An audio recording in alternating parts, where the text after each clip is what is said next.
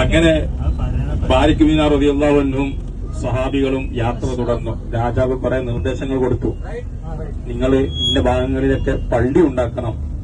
അങ്ങനെ ബാരിക് ബിൻ റളിയല്ലാഹു അൻഹു മഹാനവറുകൾ ഇവിടെ വഫാത്തായി, ഇവിടെ മറവിട്ട് കിടന്നു.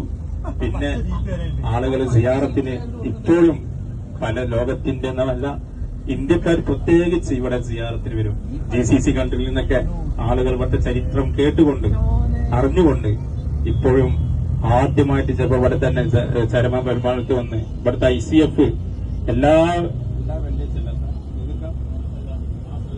മാസത്തിൽ ഒരു വ്യാഴാഴ്ച ഇവിടുത്തെ ICFന്റെ പ്രവർത്തനങ്ങളൊക്കെ അല്ലാഹു തആല കബൂലാക്കാൻ വേണ്ടിയും മഹാന്റെ പൊരുത്തം കിട്ടാൻ വേണ്ടിയും മാസത്തിൽ ഒരു വ്യാഴാഴ്ച രാത്രി സമൂഹ സിയാറത്ത് ഇവിടെ നടക്കാറുണ്ടെന്ന് അറിഞ്ഞു.